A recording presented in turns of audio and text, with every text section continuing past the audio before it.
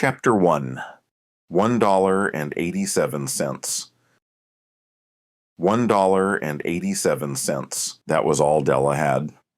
She had counted it once, then twice, then a third time, as if some miracle might have added an extra coin while she blinked. But no, the amount was still the same.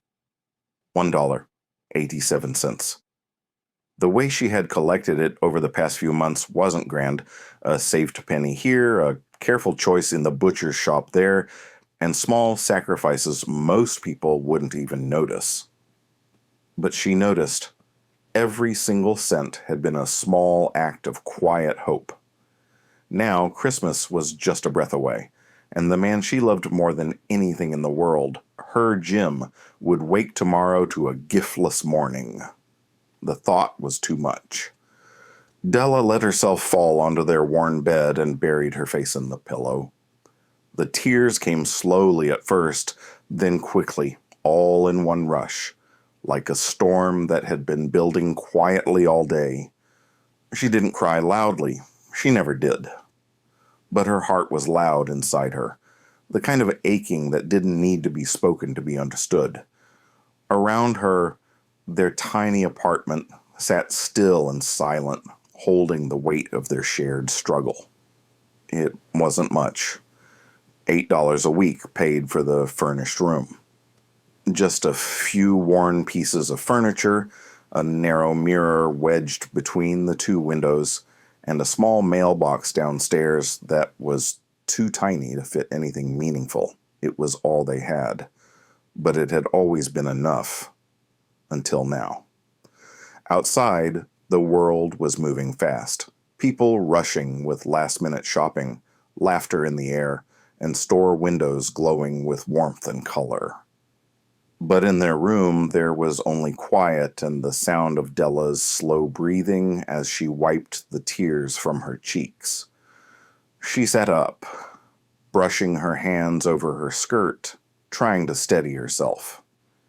Tomorrow was Christmas. She had to find something, anything, to show Jim just how deeply she loved him. He had always called her his bright little light, and tonight she needed to burn just a little brighter. She walked to the window and stared out, not really seeing anything. Her thoughts were with Jim. He worked so hard. He came home tired, but always with a smile just for her. He never complained, not even when his coat was too thin or his hands too cold. He just kissed her forehead and told her that everything would be all right. She had dreamed of buying him something special, something worthy of him. But what could she do with $1.87? Della looked toward the mirror, the one that made you feel like a stranger in your own skin. It was so narrow she had to twist and shift just to catch a glimpse of herself. As she moved closer, her eyes met her reflection. And in that moment, staring at the girl who had nothing left to give, a quiet idea began to form, one that frightened her. She touched her hair gently as if it might vanish at her fingertips. That long, flowing brown hair, it was her only treasure. And suddenly it felt heavier than ever before. Chapter 2. The Crown. She Let Fall. It was still early in the afternoon when Della stepped away from the window. Her fingers lingered in her hair, absent-mindedly twisting a thick strand between them. The idea that had quietly crept into her mind was now sitting there loud and persistent. She didn't want to face it, but love, real love, doesn't always wait for comfort. She glanced around the room, hoping for some other answer to appear, something forgotten, tucked away, something to sell. But there was nothing left except the treasure that belonged only to her hair. The same hair Jim always said reminded him of autumn leaves in the sunlight. Long, brown, and rich in color. It fell almost to her knees when she let it down. It was the only part of her that still felt extravagant in a world where they lived with so little. Della walked to the mirror again. This time she didn't look away. With a quiet determination, she reached up and gently pulled the pins from her hair.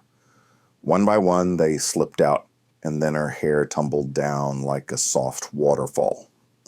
The mirror, narrow and flawed as it was, suddenly captured a girl who looked braver than she felt. Her eyes were wide, her lips pressed into a thin line, and her hands trembled just a little. She whispered aloud, as if to steady herself, "It'll grow back. It always grows back." Wrapping her old brown coat tightly around her, she put on her hat and stepped outside. The winter wind bit at her cheeks, but she walked quickly, her heart pounding louder than her footsteps on the pavement. The city bustled around her, unaware of the choice she was about to make. Lights blinked in store windows, bells rang, laughter spilled from passing carriages, and still she kept walking. A small sign caught her eye halfway down the block. "Madame Sofroni, hair goods of all kinds." She paused, just for a moment, then climbed the stairs. The woman who opened the door was nothing like Della had imagined. Large and cold-looking, her eyes scanned Della quickly, already guessing why she had come. "Will you buy my hair?" Della asked, her voice steady. "Take your hat off," the woman said briskly. Della obeyed. Her brown hair fell in soft waves over her shoulders and down her back. $20, the woman said without emotion, already reaching for her scissors. "Give it to me, quick," Della replied before her courage could slip away. The sound of the scissors echoed in her ears. Snip after snip, the weight of her hair fell around her like fallen leaves. With each lock that hit the floor, she told herself this was love. This was what real giving looked like. $20 now sat in her purse. Her hair was gone. But in her chest, despite the aching loss, a quiet joy began to bloom. She had done it, and Jim, her Jim, would have his gift. The city seemed warmer now as she stepped outside again. The air still bit, but she barely noticed. She had a mission, a purpose, and hope, stronger than ever, walking beside her. Chapter 3. The Gift for Jim. Della wrapped her scarf tighter around her neck as she stepped back onto the street, the winter air stinging her cheeks. Her head felt strangely light without the comforting weight of her long hair. She reached up instinctively to adjust a strand, only to find it gone. A quiet ache lingered in her chest, but she brushed it aside. There was no time for regret. Her heart was set on finding the perfect gift, something that could express what words often couldn't. She had $20 in her hand and one thought in her mind. Jim deserved something beautiful. She walked briskly, weaving through the crowds and holiday shoppers who rushed in every direction. The city was alive with the sounds of Christmas, bells ringing, children laughing, vendors calling out to passers-by. But to Della, everything felt muffled. Her world had narrowed into a focused mission: find a gift that carried meaning. Something quiet and strong, just like Jim. Something that could honor the sacrifices they had both made for love. Shop after shop passed in a blur. She peered into windows, pushed open doors, scanned shelves filled with shiny trinkets and cheap ornaments. But none of it felt right. Her fingers clutched the money inside her glove a little tighter with every disappointment. "Not this," she whispered, walking out of another store. "It has to be perfect." Then, on a quiet street nestled between larger shops, she saw a small, dusty window with a single object glinting in the light. She stopped in her tracks, her breath caught. It was simple but elegant, a gold watch chain. Not flashy or loud, just pure and solid. The kind of gift that didn't try to impress but quietly belonged. She stepped inside, her heart thudding against her ribs. The warmth of the shop wrapped around her like a blanket. She moved straight to the glass case. "How much for the chain?" she asked, barely able to keep her voice steady. $21, the man behind the counter replied. For a moment, her heart sank. She only had 20. Just 20.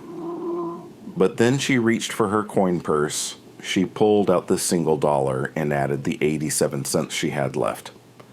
"Please," she said softly, looking the man in the eye. "This is all I have. It's for someone very dear to me." The man hesitated.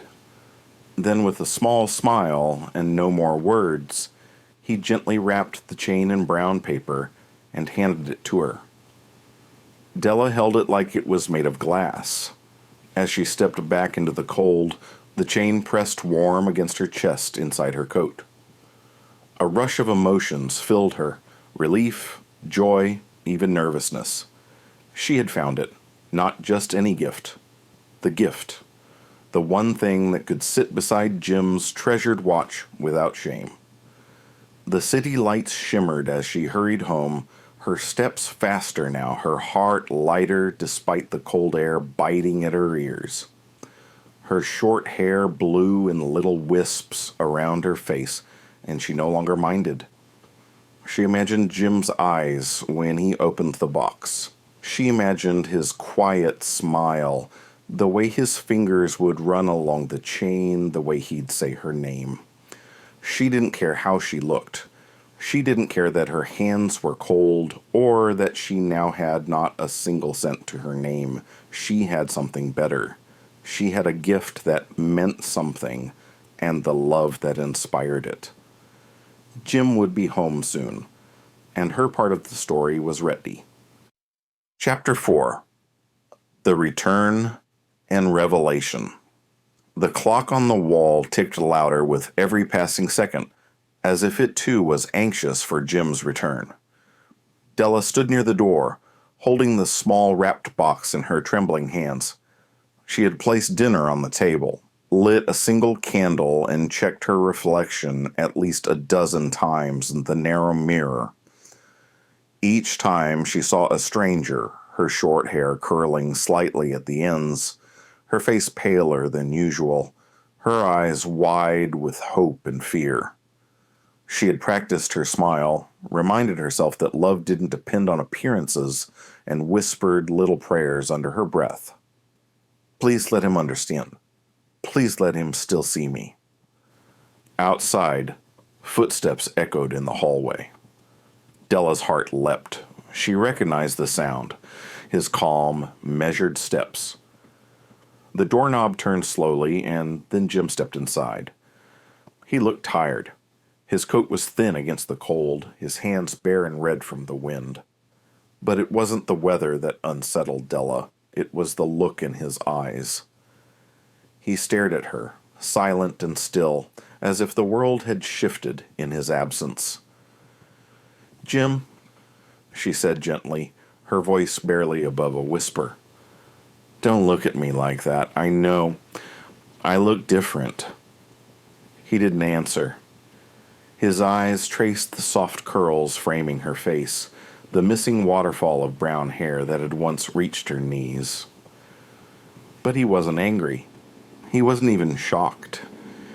He was something else entirely, stunned by a quiet heartbreak he didn't know how to explain. "I had to," she said, stepping closer. "I couldn't let Christmas come without giving you something from my heart. My hair, it'll grow back, Jim. You're not mad, are you?" Jim blinked, finally seeming to return from wherever his thoughts had taken him. He shook his head slowly. "No, Del, not mad, just surprised." She smiled, a little uncertainly. "Well, I got you something. I looked everywhere. I wanted it to be perfect. She placed the wrapped gift in his hands, watching his face for a reaction.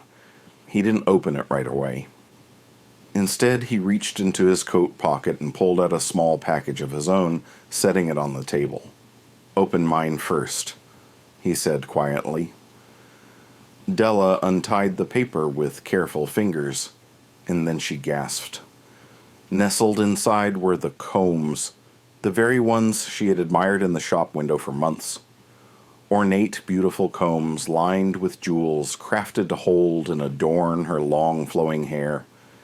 She held them in her hands, speechless. "Oh, Jim, these are the ones I loved." "I know," he replied with a small smile. "I sold the watch to buy them." For a long moment, the room was silent. The candle flickered. Della looked at the combs, then at her cropped hair, and finally at Jim, her eyes wide with tears, yet glimmering with something deeper than sorrow.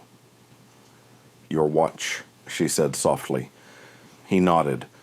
"It was just a thing like your hair. Beautiful, yes, but not as important as you." Della laughed then, a quiet, breathless sound filled with love and disbelief. "Well, open yours," she urged, placing her gift back in his hands. Jim obeyed, tearing the paper gently. Inside, the gold chain glowed with a soft brilliance. He held it for a moment, admiring its simplicity, its strength. "It would have looked perfect with your watch," Della said, smiling through her tears. He reached out and took her hands in his. "And your combs would have looked perfect in your hair." They stood like that, laughing, crying, hearts full of something far greater than regret.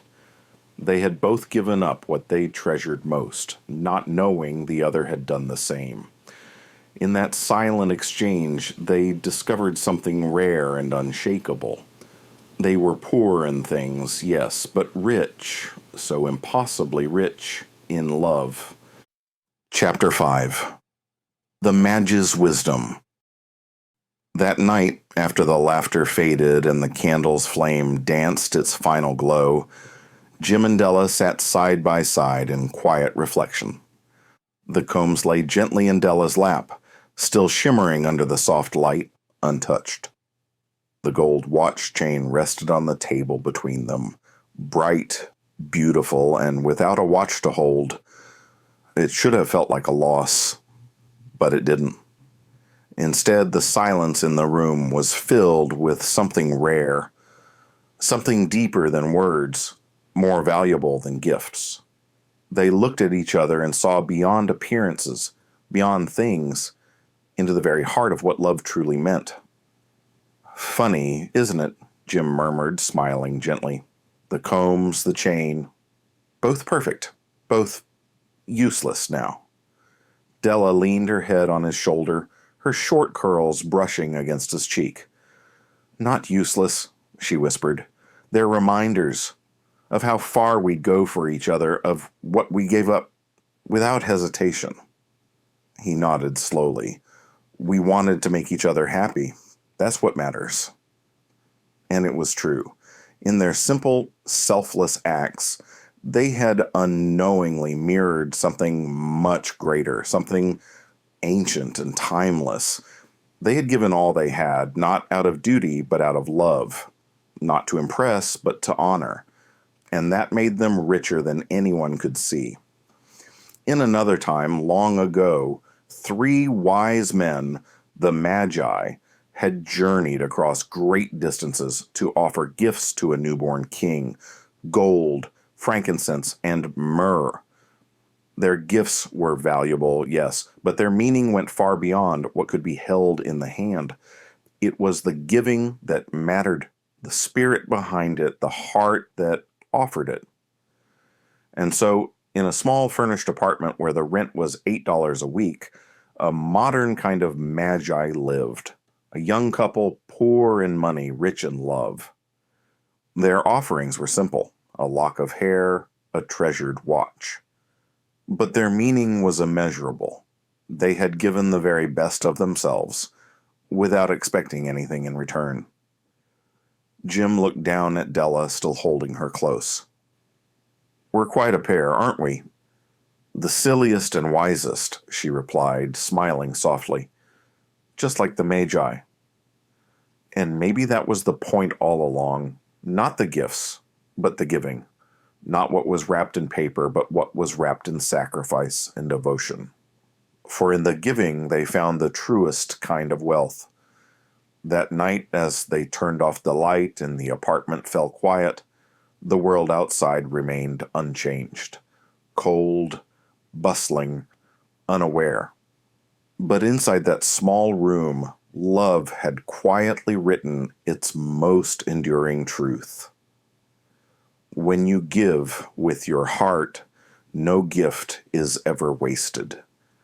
And so, of all who give gifts, these two were truly the wisest. They were the Magi.